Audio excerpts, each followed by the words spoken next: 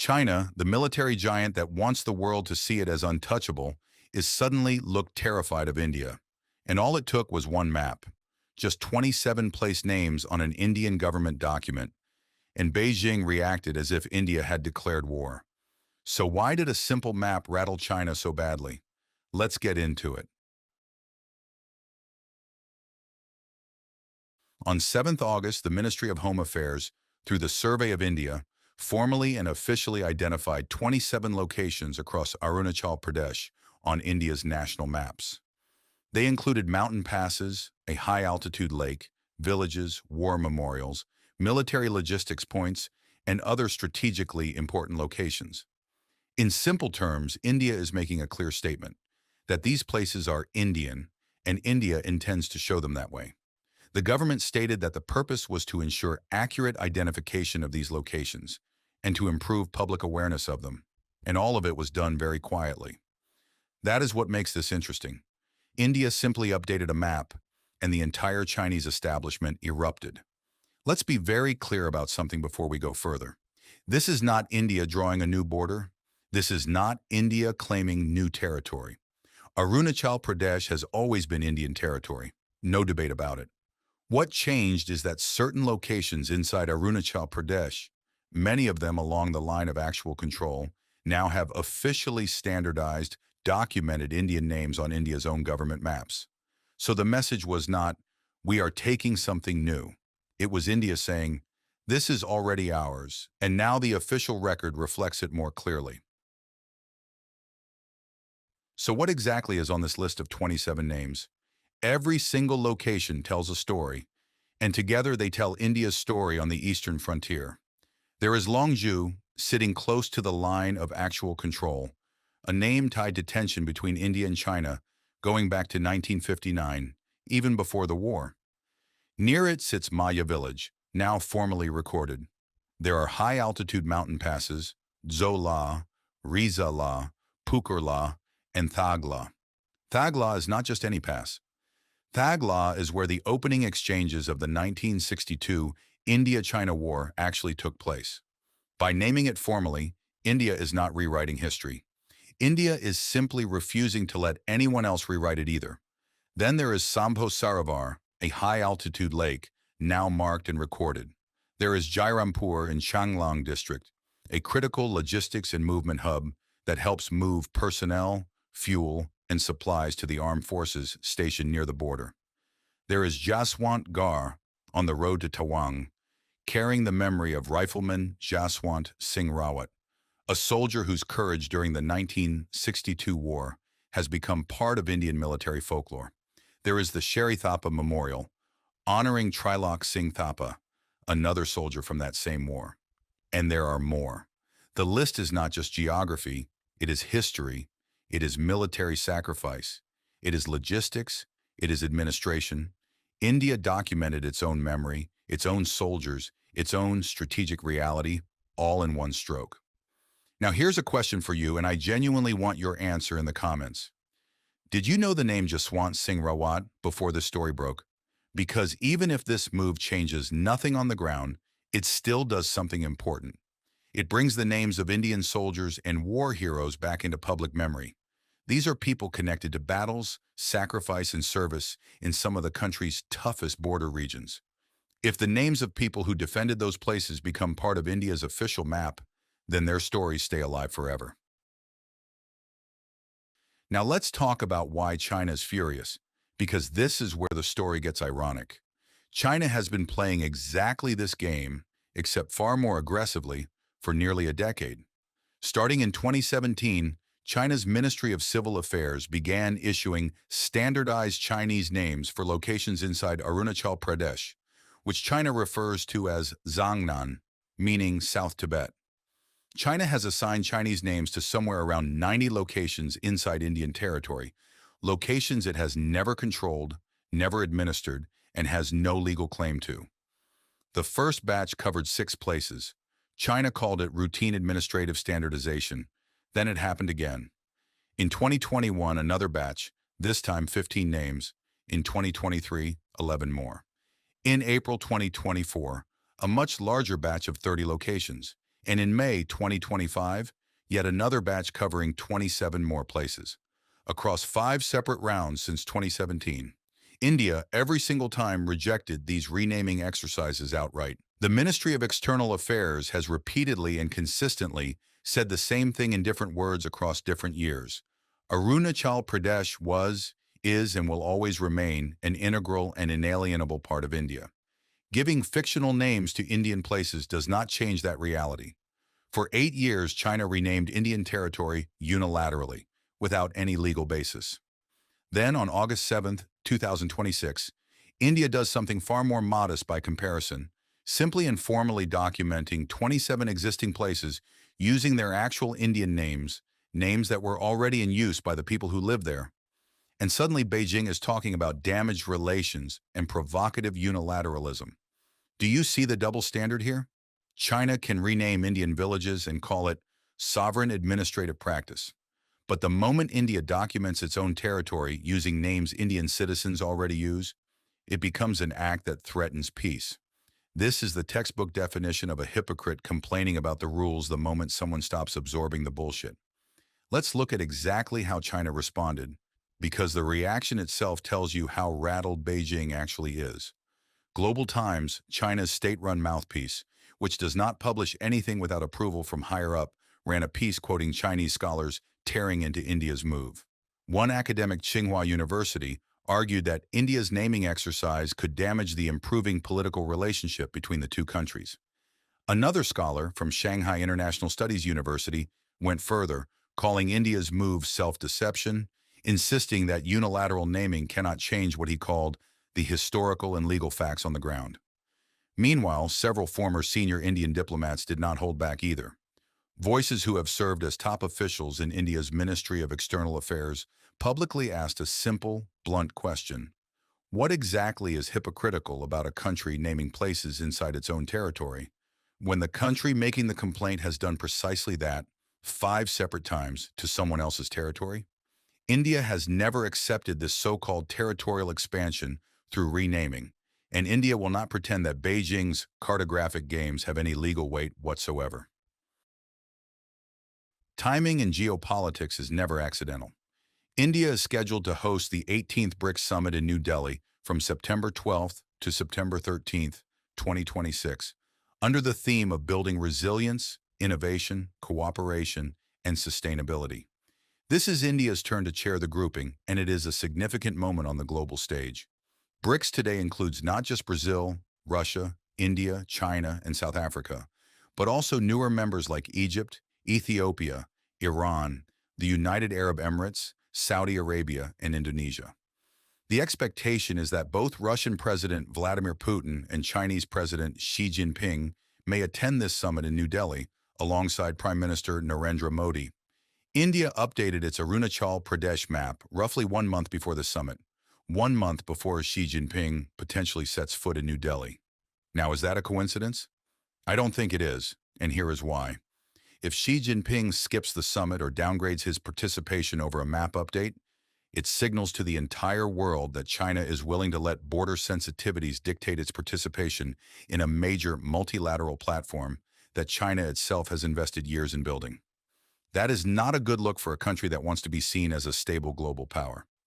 But if Xi Jinping does attend and shakes hands with Modi in New Delhi, while Global Times is simultaneously calling India's map update self-deception, then the contradiction becomes obvious to everyone watching. You cannot claim a relationship is being damaged by a map while your president stands smiling for photographs in the country that published it. Either way, India has put Beijing in a position where China's next move says something revealing, regardless of what China chooses. Whether Xi Jinping shows up in New Delhi in September or Beijing finds a face-saving excuse to send someone else instead remains to be seen. For now, all we can do is wait and watch what China chooses to do. Go back to the years after 1950, when China militarily absorbed Tibet. Successive Indian governments, across different political parties in different eras, effectively accepted Chinese control over Tibet through various statements and agreements over the decades.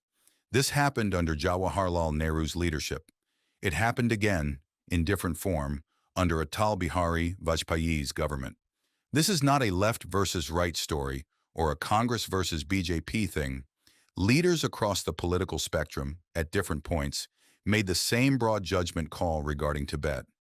The thinking at the time may have been that accommodating China on Tibet would settle matters and prevent further disputes.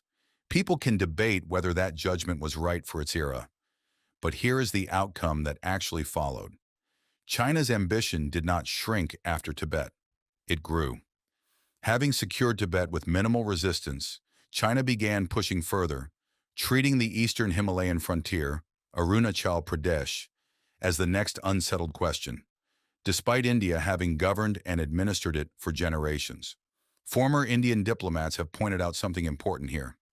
China is actively expanding the scope and intensity through renaming campaigns, through infrastructure, through repeated statements, testing how much can be gained through persistence rather than through actual historical or legal right. And it is not only India that has faced this. China has also pressed territorial claims against Bhutan, a small Himalayan kingdom with a fraction of India's military and economic weight. In 2005, during Dr. Manmohan Singh's tenure as Prime Minister, India and China signed an important political parameters agreement on the border question. One of its provisions stated that any eventual boundary settlement would take into account the interests of settled populations in the border areas. That sounds reasonable on paper, but here is how a clause like that can be quietly weaponized over decades. If a foreign government begins settling its own population in villages near a disputed border, builds roads connecting those villages, encourages people to live there, and lets livestock and residents gradually drift across into contested zones, then decades later, that government can turn around and argue that its people already live here, its infrastructure already exists here, therefore the interests of settled populations favor it in any final settlement.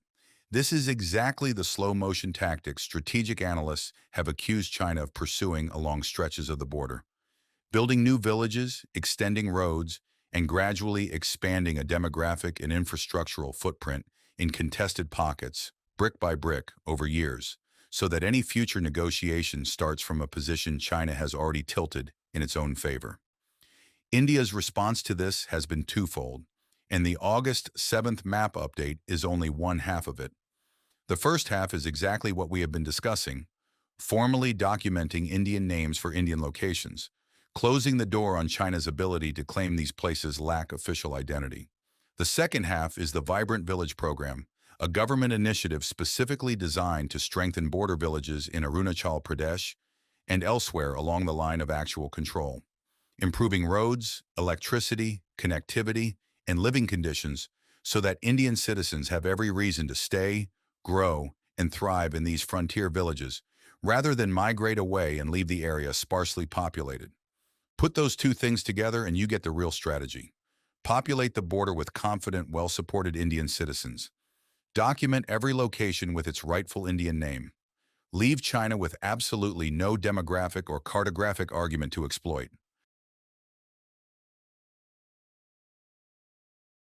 Let's talk about scale for a moment, because the strategic weight of Arunachal Pradesh is often underestimated.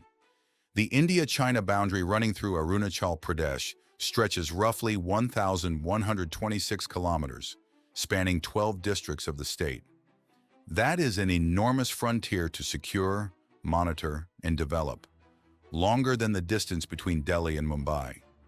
Given a border of that length sitting directly along the line of actual control, any friction here carries direct consequences for India's national security. This is precisely why infrastructure investment in the region has accelerated so sharply in recent years. Better roads for troop movement, improved logistics hubs like the one at Jairampur, upgraded connectivity for remote outposts, and expanding facilities that let the armed forces respond quickly if tensions ever rise. The Arunachal Pradesh state government also launched a Har Ghar Tiranga campaign, encouraging the national flag to be displayed in homes across the state, an initiative supported by the Legislative Assembly Speaker. Whatever your view of symbolic gestures, the message underneath it is simple and powerful. This land belongs to India. Its people identify as Indian, and they are proud to show it publicly on their own homes. Arunachal Pradesh is one of India's most strategically vital frontiers, and India treating it with this level of administrative seriousness is exactly what a confident, security-conscious nation should be doing. Several villages along the line of actual control in Arunachal Pradesh have gradually been opened up for domestic tourism in recent years, with improved roads making once isolated hamlets reachable for ordinary Indian travelers. That might sound unrelated to a border dispute, but it is not. Every tourist who visits a frontier village, every family that chooses to stay and build a life there instead of migrating to a city, and every new stretch of paved road connecting these villages to the rest of India strengthens the same basic argument India is making with this map update. Some of you watching this might be thinking, so what? It's just names on a document. Why does this matter so much geopolitically?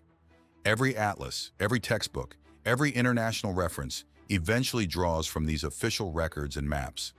This is exactly why China invested nearly a decade renaming and trying to build its own alternative cartographic reality around Arunachal Pradesh. The strategy is called repetition.